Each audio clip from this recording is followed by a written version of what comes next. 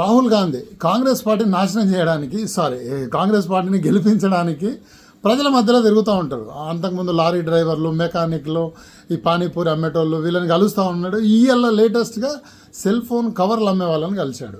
ఎక్కడ పోయినా క్యాస్ట్ తీసుకొస్తాడు, కులాల కుంపటి రగించడానికి. దాంతోపాటు రాహుల్ గాంధీ దగ్గర గొప్ప గొప్ప ఐడియాలు ఉన్నాయి. ఆ మధ్య సమోసాలు తయారు చేసే వాళ్ళ దగ్గరికి వెళ్ళి ఆలుగడ్డలతో బంగారం ఎట్లా తయారు చేయాలో ఐడియా చెప్పిండు. ఆ తర్వాత గోలీ సోడా అమ్మేటోడితో కోకోకోలా, పెప్సీ లాంటి కంపెనీలు ఎట్లా పెట్టవచ్చో చెప్పిండు. ఇవాళ లేటెస్ట్గా సెల్ ఫోన్ కవర్లు తయారు చేసే వాళ్ళకు గవర్నమెంట్ సాయం చేసి బ్యాంకు లోన్లు ఇప్పిస్తారంట. వాళ్ళు సెల్ ఫోన్ మ్యానుఫ్యాక్చరింగ్ కంపెనీ పెడతారంట.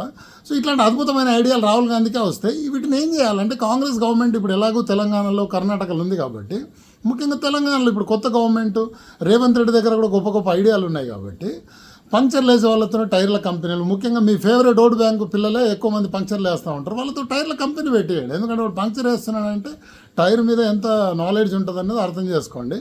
అట్లాగే మెడికల్ షాప్లో పనిచేసే కుర్రలతో ఫార్మా కంపెనీలు, పానీపూరి అమ్మేటోడితో కూల్ డ్రింక్ కంపెనీలు, ఇట్లాంటివి పెట్టేయాలి. ఐడియాలు చాలా ఉన్నాయి రాహుల్ గాంధీ దగ్గర. దయచేసి రేవంత్ రెడ్డి గారు రాహుల్ గాంధీ ఇన్స్పిరేషన్గా తీసుకుంటారని పదే పదే చెప్తారు కాబట్టి ఈ ఐడియాలు కూడా తీసుకొని ఇలాంటివి పెడితే బాగుంటుంది.